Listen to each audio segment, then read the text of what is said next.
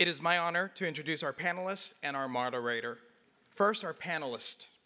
Tom Chavez is the founder of CEO of Krux Digital, which delivers cloud-based infrastructure for capturing, protecting, connecting, and monetizing consumer cookie information across devices. After a successful acquisition by Salesforce in 2016, Tom has been active angel investor and advisor to technology companies. Tom is a serial entrepreneur and has served in managerial roles in Microsoft and Sun Microsystems. He holds a BA in computer science and philosophy from Harvard and a PhD in engineering economic systems and operations research from Stanford. Maria Rios is a former Fortune Most Powerful Woman entrepreneur and CEO of Nation Waste, Inc., the first Latina-owned waste removal company in United States history. In 2015, the International Women's Entrepreneurial Challenge announced Rios as one of the top 27 women entrepreneurs in the world. Goldman Sachs honored Rios as one of its 100 most intriguing entrepreneurs, and she has been featured on CNBC's Blue Collar Millionaires. Catalina Campos is the youngest licensed female general contractor in Kansas City and the founder of Greenovate Construction, reaching 7 figures in sales and securing over $1 million in funding. She is an Ingram's 20 in their 20s and KC Magazine's 40 under 40 awarded entrepreneur, and she serves on the Marketing Leadership Committee with the Kansas City Hispanic Chamber of Commerce and is on the Board of Advisors for the Kansas City Land Bank. Jamie Gutierrez started her career with Midwest Maintenance Company in early 1989. Forging her way through a male-dominated industry, Jamie took the business and transformed it into the multi-million-dollar business it is today. Her leadership and passion for the business has driven Midwest Maintenance to become one of Nebraska's largest minority-owned, women-owned, and Hispanic-owned businesses. Midwest Maintenance continues to rapidly grow into a regional giant, serving clients throughout the entire Midwest region with a strong presence as well in the Houston and San Antonio areas. Of note, Maria, Catalina, and Jamie are all alumni of the Stanford Latino Entrepreneurship Initiative Education Scaling Program.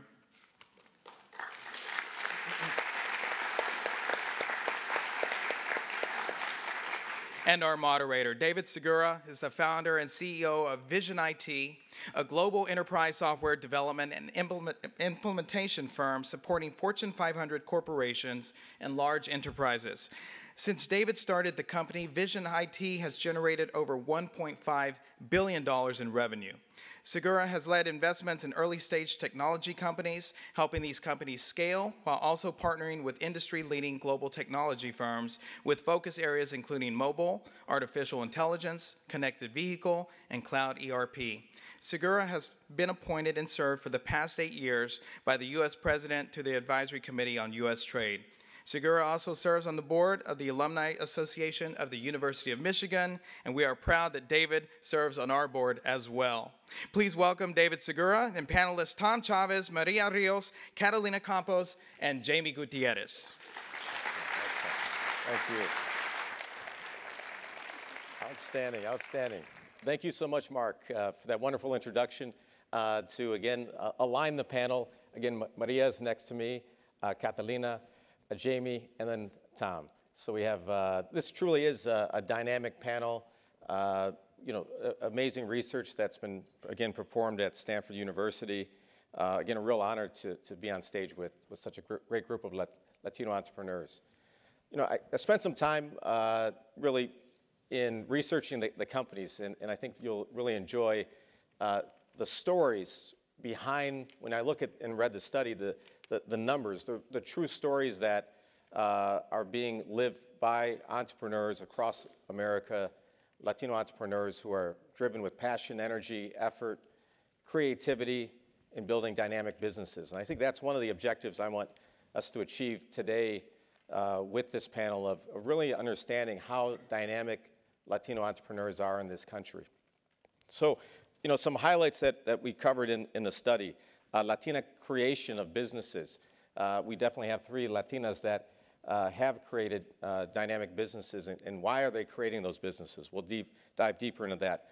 Catalina, the millennial impact.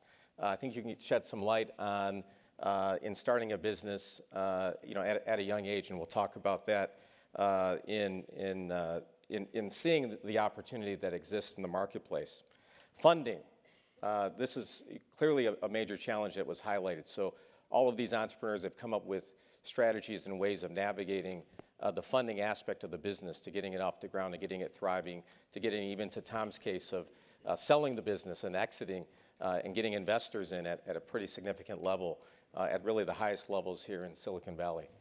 And then last, geography.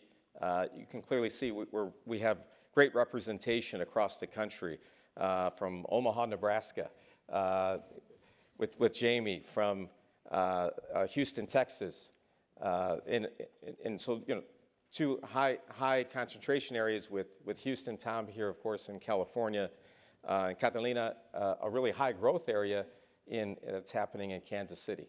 And then I'll throw my city in the mix, Detroit, Michigan, the comeback city.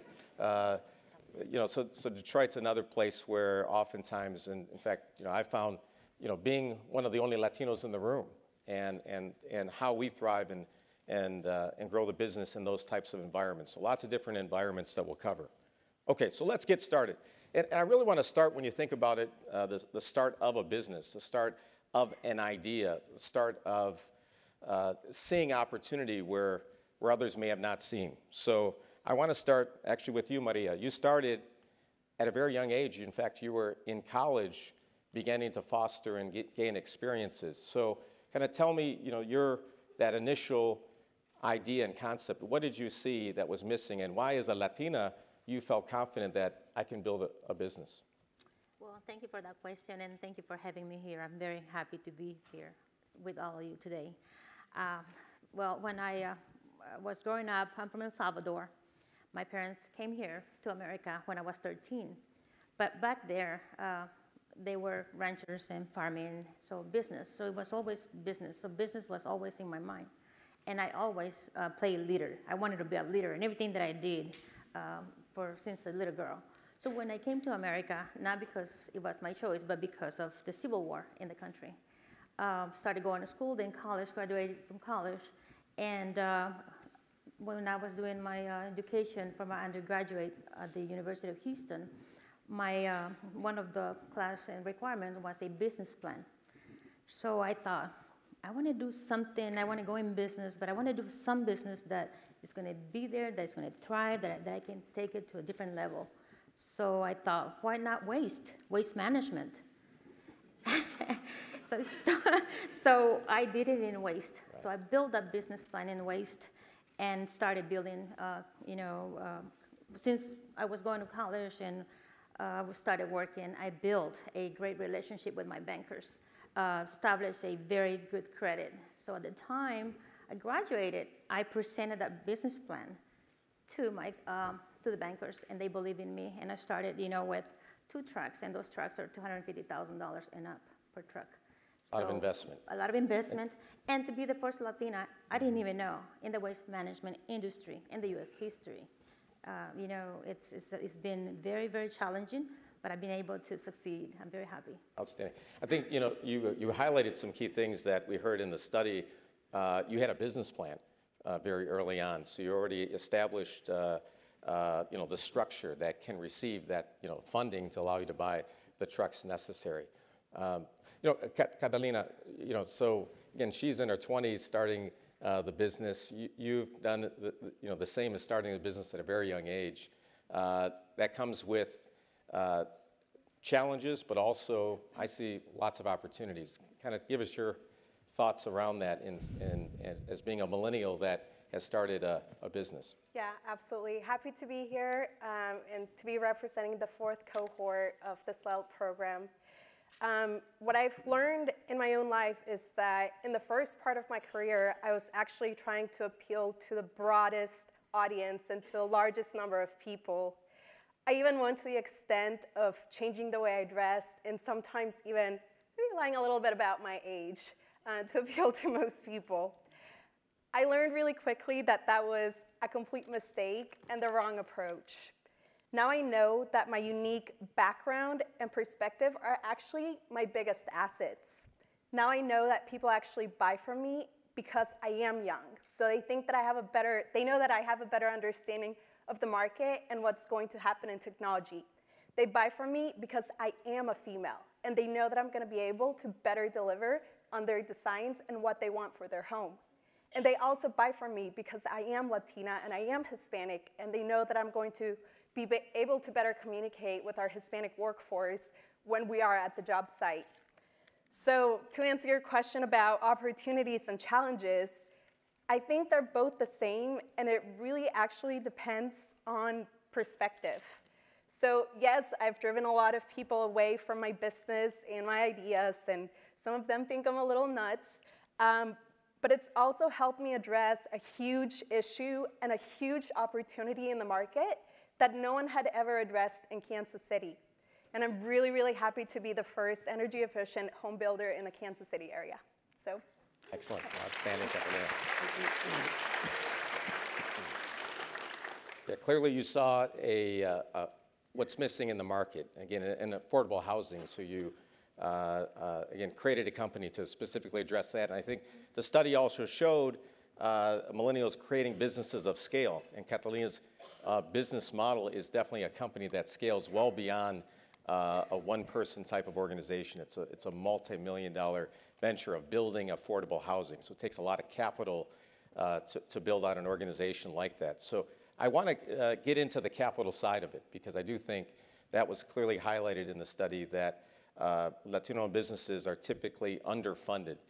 There's a huge opportunity for their growth by having the proper capital to expand the business. So Jamie, your story really ties to the family. Your parents started the company, and really seeing a second generation family member, you grew up in the business. And so talk a bit about, the financing of the business. You've really taken the business to a whole next level that requires bank relationships. It requires to be able to, again, capitalize the business properly. So talk a bit about those early days with your parents of funding the business, but how that's evolved over your time of taking over as the CEO. Thank you. Well, I'm happy to be here, and thank you for having me. So my parents started the business out of, my parents were from San Antonio, Texas originally. My dad was in the Air Force, and so they were stationed in Nebraska. And they were right out of high school, got married, and came to Nebraska in the Air Force. And they were cleaning offices at night to make ends meet. And they decided to get out of the Air Force and take over this little tiny cleaning company that started out of our garage. So as I was going through the SLAY program, just looking back, I went back and asked my parents, did you ever get any funding? And they really didn't until later in the life of the company. They went through the 8A program. So that was very helpful to my parents. When I graduated college, I took over the business, and I worked for the company my whole life. My brother and I were cleaning when we were kids. Maria said she started really young. I started really young. And my brother used to call me the latrine queen. Because we would clean restrooms, and I called him Colonel of the Urinal. And so later when I graduated from college and went back to help my dad out, I was in grad school and thinking, I was one of the first people to graduate from college in my family. And my parents actually, when I graduated, were going to night school, and they both graduated in their 50s, so they went back and got their degrees. Yes. So that was pretty awesome, yeah. Really great example to us. And so I ended up buying the business out. I thought that I was going to leave Nebraska finally and get out there, and my dad asked me to come back and help, and I never left, and they ended up leaving, so retiring out in California out here. So I thought Marlene's information was so important because I got to a certain point in the company around maybe 8 to 10 million in revenue, and we were very comfortable.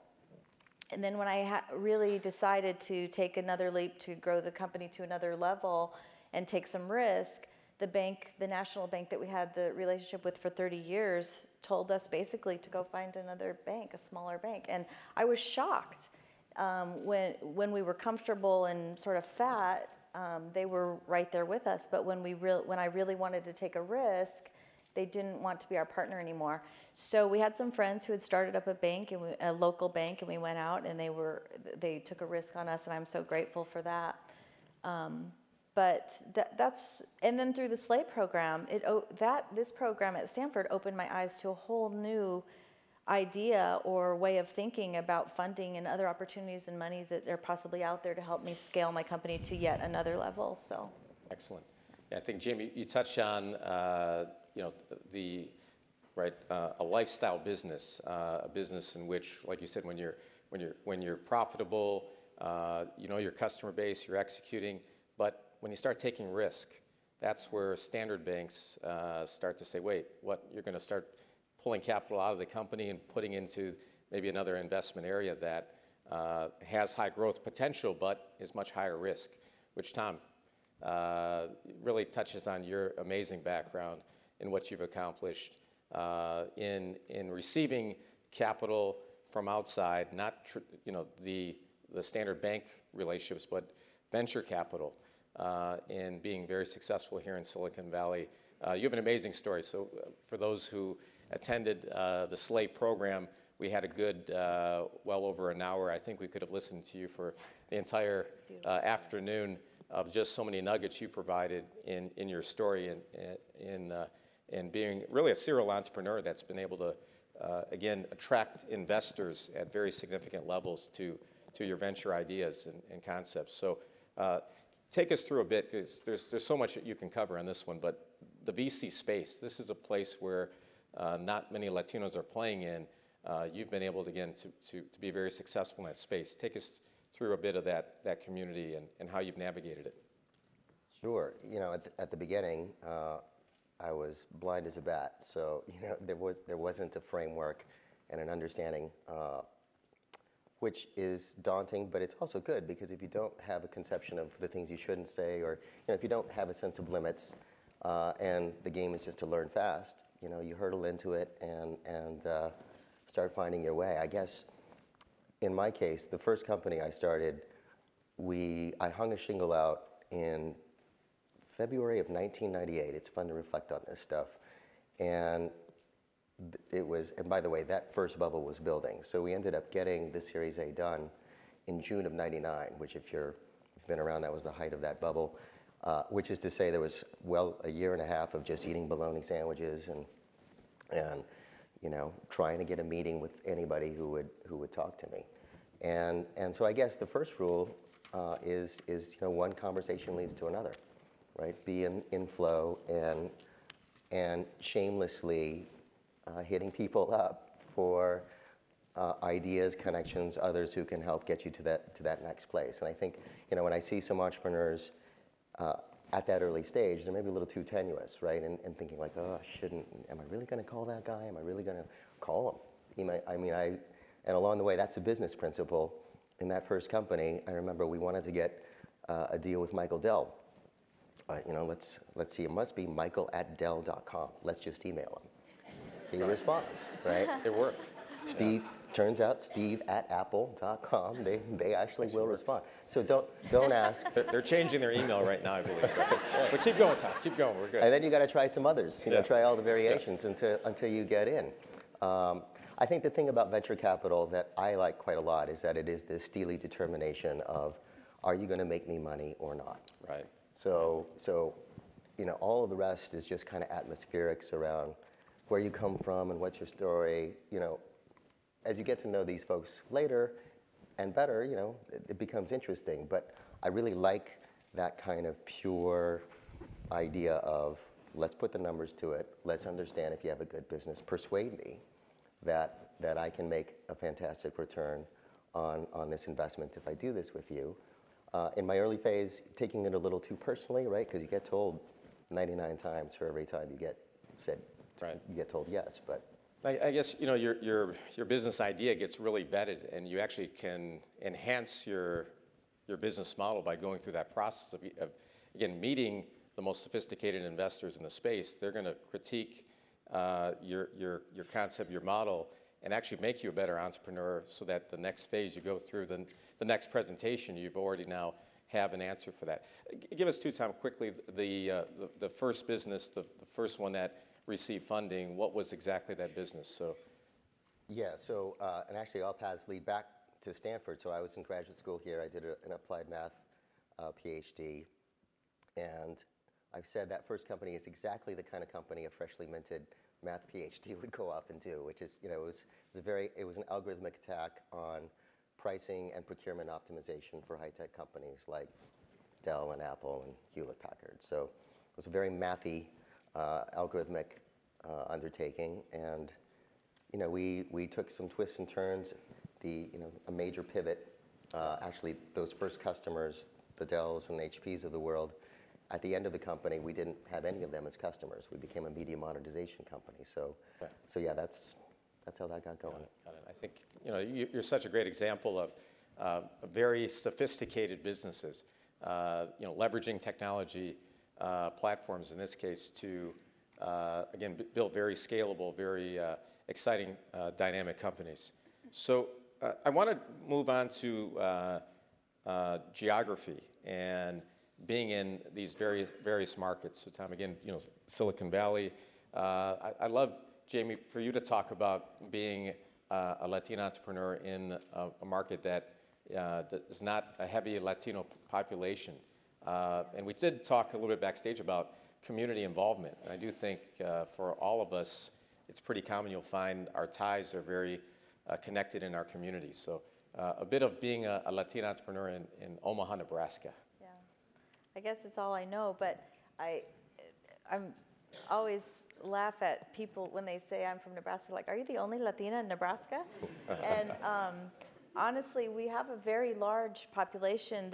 The thing with our Nebraska population is we are a heavy immigrant population because of there's a heavy, as you know, packing house industry, as well as farm workers. Ironically, though, I just have to throw this out there. Today, there is another entrepreneur from Nebraska here in the room who I ran into, a friend of mine, Achilles, and I didn't know he was going to be here, and so we do represent. So that's awesome. We found two. We found two today. Yes. But the first Nebraskan to go through the SLAY program here at Stanford, I'm very honored. And so it is a unique, again, I was shocked that when I went to other markets, and particularly Houston, they were so welcoming. The Latino business community is so developed and such a voice. And it makes me even, I love the Houston community, and I have family in Houston. However, it makes me feel that it's really important to continue to grow in Nebraska because we are approximately about 10% Latino population, growing quickly to 25%. That was a statistic, I found it from 2014. Because the immigrant population, we have to have a voice, and we have to support, I remember the first day of the SLAY program here at Stanford, I think it was, I was going to say Jerry Porras, but he never raises his voice. So it's probably Victor Arias who said, I'm tired of how Latinos are represented in this country. We are a vital part of the growth of this country and the economic growth of this country. And that's represented in our businesses, but also in the labor force. And so in Nebraska, the Latino population is a huge part of the economic growth in terms of labor and as well as thriving businesses. So I love the Omaha community, and we're learning a lot there. There's still a lot to be done there. Yeah. Maria, Houston, Texas. So huge population. Again, your company now has grown into one of the largest Latino-owned businesses in the state of Texas. Talk a bit again about your community in Houston. You play a lot of active roles in serving on boards and very active in your community. So talk about the Houston market as well. Well, Houston is a large Latino populated city, and in Texas overall it is. I've been blessed not to just provide services to Houston, but also to many clients from all over the United States. But to add a little bit more about the research, and perhaps indeed, I feel so blessed to be an example, the Latinos or, going global. So for me, it's not only just Houston. I'm looking into different divisions and taking my company to another going global, but not just Mexico Okay. or Houston, but to the globe, all over the world. Tell us a little more about some of the countries you're expanding to and how. Absolutely. You know. Okay, and I'm going to share with you a little bit of what, and I have done a little bit of writing here. Okay, so I have partnered with IBM. Yes. And what we have done is we work with construction workers. We work with oil and gas industry. And safety. Safety is what is in our mind all the time. And so what I have done, I developed a safety application and devices. And these devices will alert the employees, the supervisors, Yes. and to prevent. When we talked about this too, that Yeah. fix your microphone in the IoT space. So when we talk about innovation and you know, even the geography ties a bit of right, doing business with other Latinos, you know, from a community standpoint, and then internationally, right, leveraging our know-how, you know, your background in Latin America, and that becomes very advantageous for business partners like companies like IBM, who say, you already know your business, you already know your market. We have IoT technology, we have, you know, right, major investments. Tom knows well. These are takes a lot of capital to build out new technology. So companies like IBM, it's a good example of them seeing the value of a Latino-owned business with the know-how, with some customer base, and leveraging, in your case, IoT, because these sensors are... Right, the sensors and the idea, I mean, the worker safety. Basically, on the worker safety industry, we all know about BFIT I'm sorry, my microphone is not... So we always thinking about safety with our industry, like the oil and gas, like I said, but no one has thought about how do we put worker safety into workers. So I developed this application with IoT, partnered with IBM, and so what we did, I just brought this little example right here. So we got a little show and tell here. So we put that application on the Fitbit, so employees can be outfitted with all this to detect and to protect and to prevent accidents, and the data will be, you know, collected as well. And same thing, hard hat, but it also can be put on their vest or anywhere that can detect heat, and not only just on the worker safety part, but also we can do other things that can detect more into the safety arena. So not only that I'm the waste removal services first Latina in the industry, but I'll be the pioneer, not just in America, but in the world, in the worker safety. All right. Okay.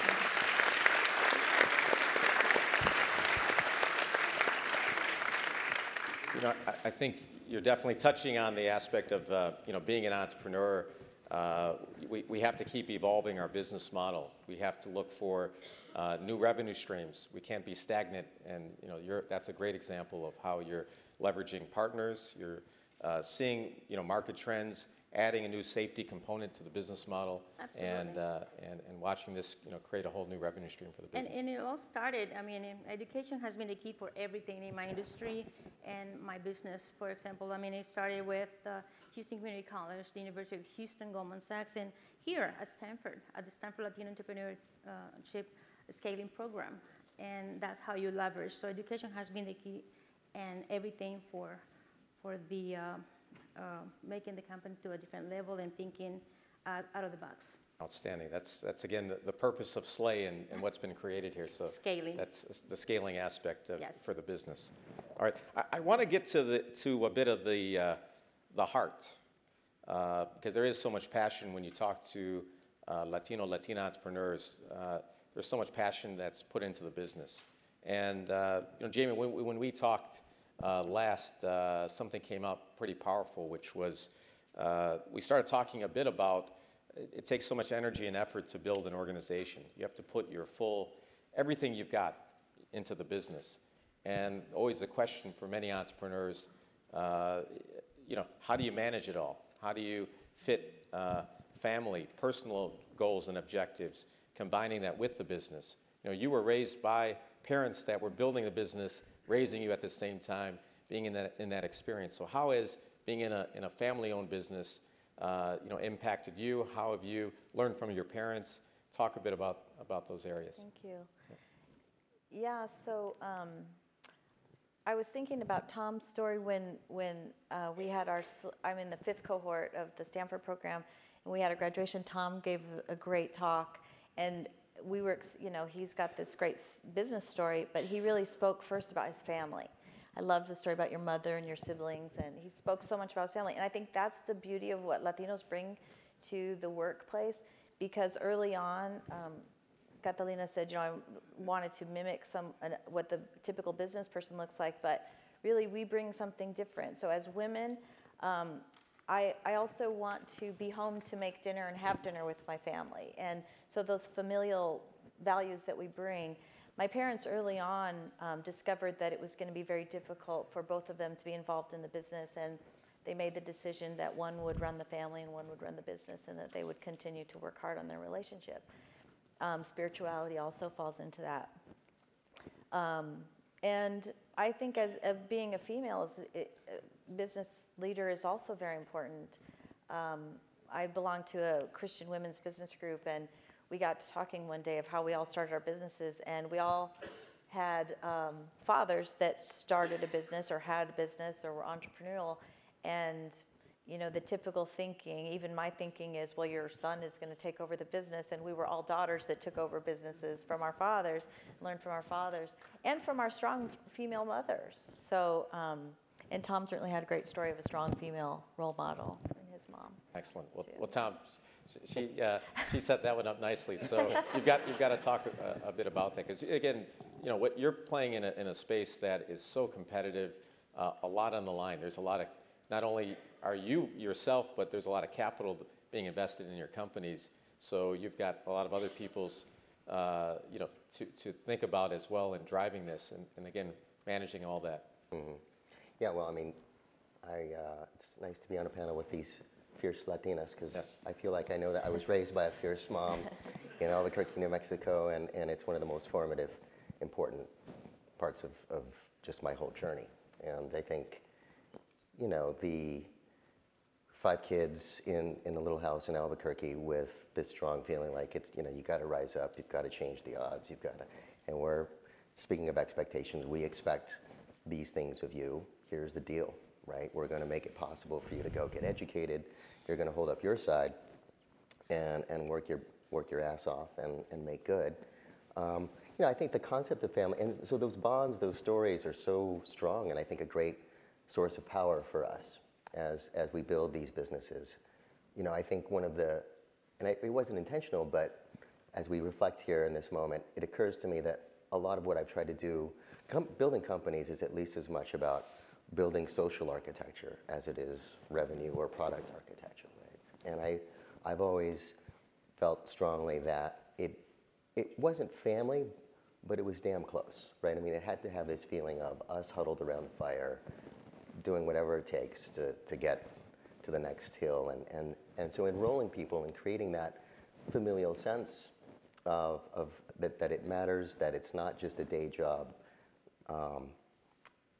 it turns out to really work. The trigger as well, so much the success of great companies ties to the company culture.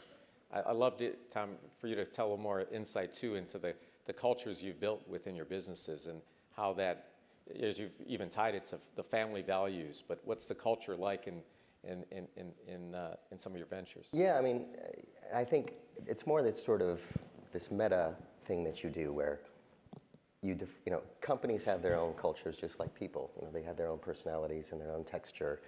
And I think the game is really about just being intentional about that. In fact, borrowing many of the techniques Professor Porras has pioneered, really setting up the conversation. And it's weird because you feel a little squishy and, oh my God, I'm talking about feelings and values with employees, and we're just supposed to be hard-edged business people. But no, we're not going to get off the couch, and we're not going to build this thing until we talk about what's important to us. Forget products, forget revenue, forget the customers even. Like, how do we roll? How are we going to treat each other? What inspires us? What are the things that are just unacceptable, and we're never going to have it, right? And doing that, it's just startling to me how powerful that is and how it gets people moving. Because if you're going to build a scalable business, you can't be in the middle of every decision, right? You've got to create that social and values architecture so that everybody locally, when they're in a moment, they know what to do. So, I don't know if Mark gave, just one last one, Tom, on just the one of your largest exits, so the Salesforce acquisition. I can imagine too selling this company you're so passionate about, right, to an acquisition, and that is right one of the objectives of in building it out. What was that exit valued at when you sold that? When the Salesforce, I believe, was the largest. Yeah, it was $800 million. $800 million. Mm-hmm. So I just want to give the perspective for what we're talking about. That's what we're talking about. Awesome. All right. With some time left, because I know we've got Twitter getting some questions as well, Ileana, so I'll, in just a moment, I just want to ask a couple more quick questions on, because I think what we've proven out here, and even at this stage of the conversation, the sophistication of the businesses, the innovation, and here we are sitting at Stanford University, in the heart of Silicon Valley. We have to talk innovation with entrepreneurs. So, Maria, you've already touched on it. Catalina, I'd love for you to talk about what makes the business so innovative. What have you designed in your business in Kansas City that this energy efficiency? Talk a bit about the innovation your company is driving. Sure. So we build energy efficient homes in the Kansas City market. And what is innovative about what we do is that no one else was addressing this issue in our area, the problem of producing energy efficient homes. So we are first to market, and we realized that there was a problem and no one was addressing it with a solution, and we decided to take on the risk and move forward and produce or make a product that no one else was making or had thought of addressing. So. Excellent. For you, Jamie, as well. So again, you're taking the business to the next level. As entrepreneurs, we're constantly thinking about our competition, what's going to make us stand out from others in the marketplace. What from an innovation standpoint is your business thinking about? This is a big question for me that I keep asking myself, because our business is still so labor heavy and service business. So training through, I would like to create an HR app, more like a training app or communication, because if I have 1,000 employees and we're not under the same roof, sometimes not even in the same state or same city, so to be able to communicate and still create that sense of this great company that I work for. Also, there's a lot of, I've been really studying robotics in terms of what kinds of equipment is available to us out there. I used to say, I still depend a lot on people. I still haven't found a computer that sweeps the floor. But that is no longer true. It's coming. It's coming. So really keeping an eye on the cutting edge. But I'm looking for that niche in the janitorial world, because we are so labor intensive still. But there's a lot to be done out there. Certainly we just did a conversion in our accounting software that is relates to timekeeping. So timekeeping is a big issue for us, since we're all over the place too. And so it's fun to think about that. Yeah, you're touching on too, not only what's customer facing, but back office operations, and how we can continue to invest in using latest cloud ERP technology to better run and effectively manage and see the trends that are happening in the business. Mm-hmm. Tom, what's next for you?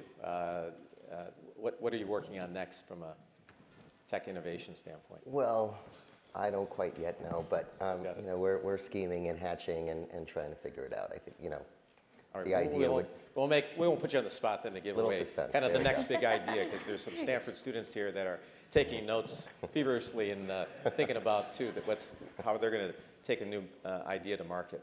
Awesome. Well, Ileana, I think we're good. So any questions that you want to cover? You know, we have a very lively discussion on Twitter, so thank you everybody for posting your questions, comments.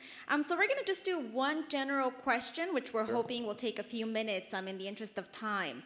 How do you feel about the present and future of Latino entrepreneurship and its impact on the American economy?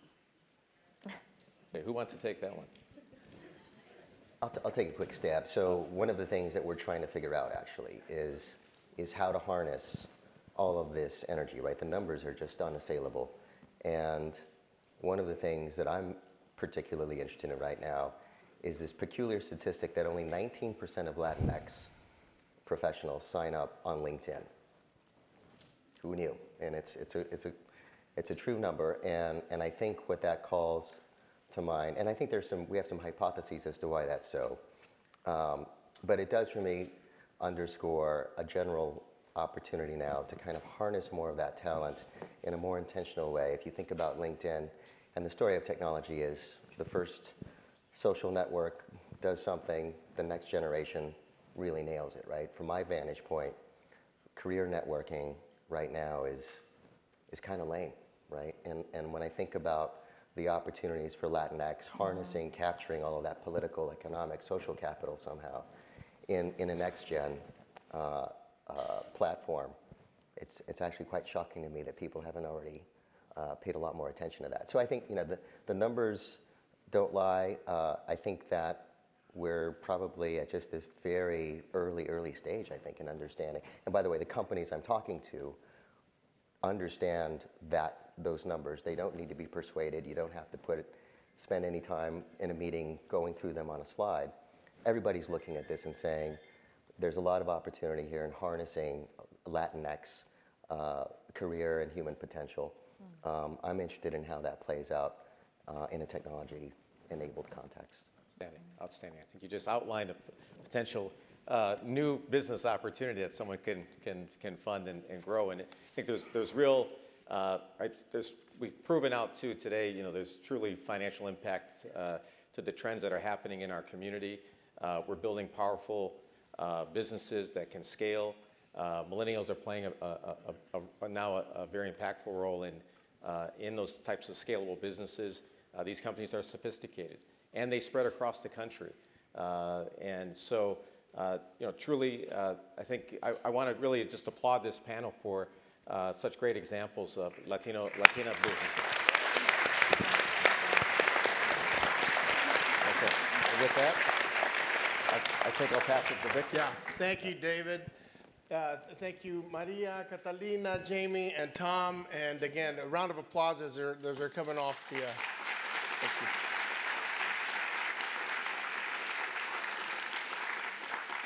What an incredible time. Great information, great gathering here. But just again, a reminder that this is about Latinos being the new mainstream of America. And those are the quotes that one of our board members has consistently told us. This is the new mainstream. This is what it's about.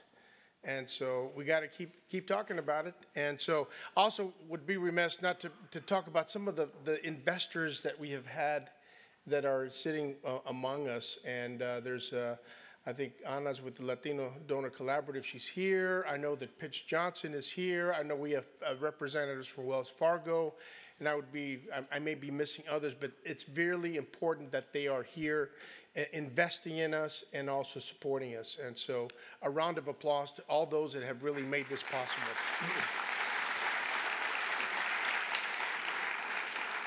And before I introduce our closer, I do want to just recognize our board of directors for the Latino Business Action Network. And so I'm going to call you by name. Please stand up. Sol Trujillo is here. I know that Jerry Porras, Paul Oyer, and Beto Payares is here. Or raise your hand so that people know who you are. And then I know that Monica is not able to be with us. Monica Mantilla and Phil Pompa, Frank Ramirez, and then of course David, who did a great job on the panel. And then please the staff of the Latino Business Section Network and SLAY. They did an incredible job, led by Mark Madrid and Marlene Orozco and Ileana Perez and Teague and Melody and Arturo, Ileana, everybody else. Please give them a round of applause.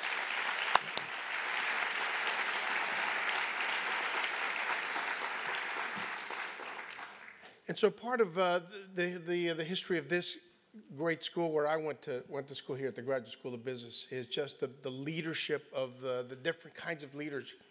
But we were lucky enough to have drawn what I would call fresh air. And that fresh air is the new dean of the business school. He has been an incredible leader and brought in new life and just incredible support for this program, among the many other things that he is doing. But Dean John Levin is not a stranger to Stanford. He is the Philip Knight Professor and then the Dean of the Graduate School of Business. He was appointed in September of 2016. He joined the faculty as an assistant professor in 2000. He was chair of the economics department from 11 to 14. He's also been the director of the Industrial Organization Program at the National Bureau for Economic Research. He earned a BS in Math and BA in English from Stanford in 1994, a Master of Philosophy and Economics from Oxford University in 1996, and a PhD in Economics from MIT. And again, please welcome our fresh air dean, that's Dean John Levin.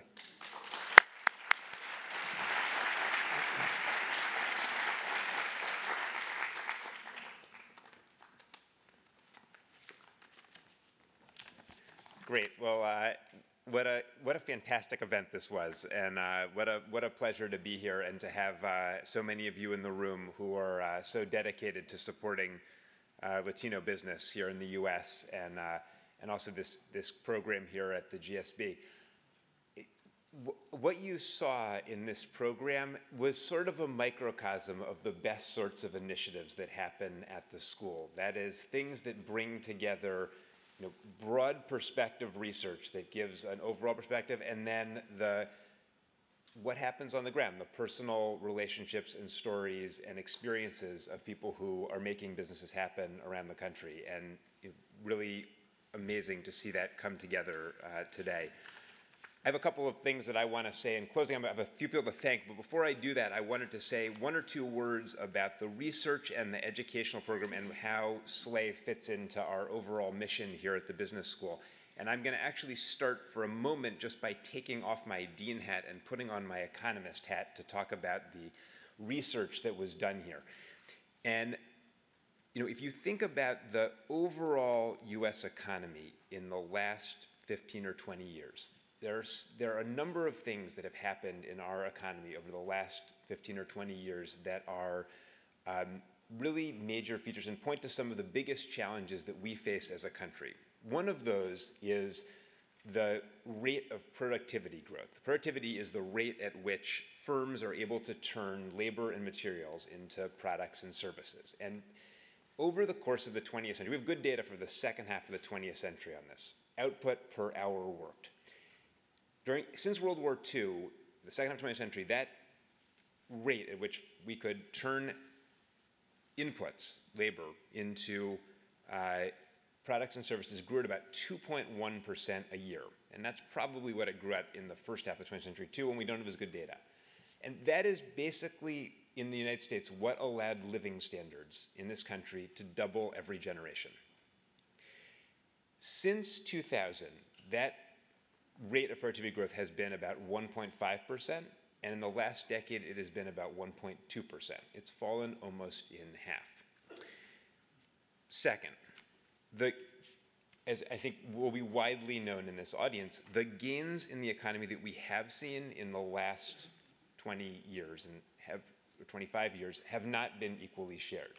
In the United States, in the last 25 years, if you look at the total amount of income growth in the country, 52% of that income growth has accrued to the top 1% of the income distribution. Okay? And the research that's been done here at Stanford by people like Raj Chetty and David Gruski has documented that in that same period, one of the things that's happened in the economy is a decline in economic mobility, the rate at which people can go from the low end of the income distribution to the high end. Their parents are low end, can they get to the high end? That has fallen. That used to be, for many years, probably the defining characteristic of the US economy. Okay, so that's the second fact. The third fact is that when people have asked why has productivity growth slowed down in the United States, one of the answers that people have proposed for that, and there's many possible explanations, it has been to link that to a slowdown in entrepreneurial dynamism. The rate at which companies are created in the US, which has fallen, and the rate at which small businesses have been able to grow, which has fallen. You would never guess this, by the way, in living in Palo Alto, which is why having statistics and research like we saw today is important. So you're not just looking at your window and seeing the person next to you who is driving up your housing prices in Palo Alto. Okay, so those are those three facts, which basically point to prospects for economic growth, entrepreneurial dynamism, and the ability of our economy to generate inclusive economic growth are some of the most important things going on right now in the US economy. And it's exactly what this research speaks to, because it is this research that we heard about today is basically about how do we generate more inclusive economic growth in this country from having Latino and Latina entrepreneurs who will create new businesses and grow those businesses, create jobs, and so forth in our economy. And there are some concerning facts in that data, the low base, but there's some very promising and optimistic facts, which are the rate at which things are increasing. And I think that's, keeping track of that and trying to understand strategies to support Latino and Latina business growth is really what makes this research part of the initiative so exciting and consequential. Second thing, what we heard about today, as you heard from Jerry and others, is that that's just one piece of the overall initiative we have here at the school that we've undertaken in partnership with LBAN, and the other part is the program to work with entrepreneurs, and led by faculty member Huggy Rao. And I think to understand how these pieces fit together, I've mentioned it already to some extent, but it's useful to think about the mission that we have as an institution here at Stanford, which is we have two missions. We have a mission to create knowledge through research, and we have a mission to educate leaders in business and other sectors. And this program does exactly that, of bringing together these two missions, and in doing it around areas that are really core to what goes on here: entrepreneurship and social impact. And I think the education program that we've run, and you just heard from three of the amazing entrepreneurs who've come through this program, has been just extraordinarily successful so far. From very modest beginnings, that program has now had 350, as you heard, entrepreneurs come to the GSB and learn from each other, learn from our faculty, get immersed in this environment here at Stanford. And I hope over the next coming years that we will have many times more come here. I guess it'll be a little bit of a management challenge fitting thousands of entrepreneurs into this auditorium, but that's a good management challenge to have. So I hope in a few years we will be facing that. So it's really just been a privilege to work with everyone here. I want to finish by just thanking a few people, because as I think all of you know, it takes a lot of leadership and a lot of effort to launch and run any initiative, and particularly one that is, as our president said, as bold and purposeful as this one. So let me start just by thanking the entrepreneurs who were here: David and Tom, Maria, Catalina, and Jamie. Thank you so much for taking your time on the panel.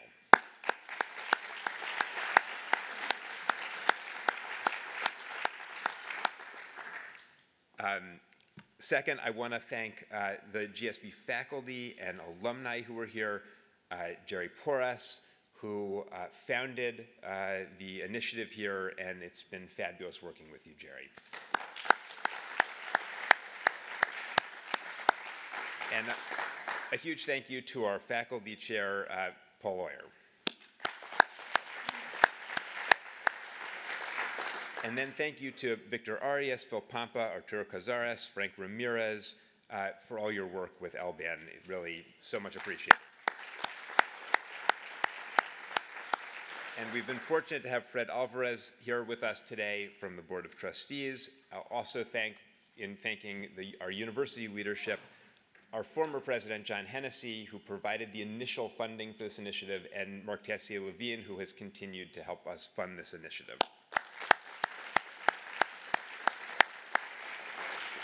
And finally, two of our alums who have supported this program, John Arriaga and Pitch Johnson.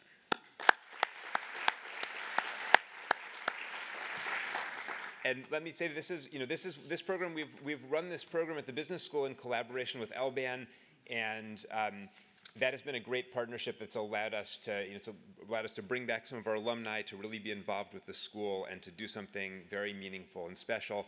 And I'd like to just thank Mark Madrid for his leadership of LBAN in partnership. And with that, I'm going to bring Mark back up to just close the overall session. Thank you, Dean, for your ongoing and strong support of SLAE and LBAN. That's it. You've heard about the American Economic Imperative.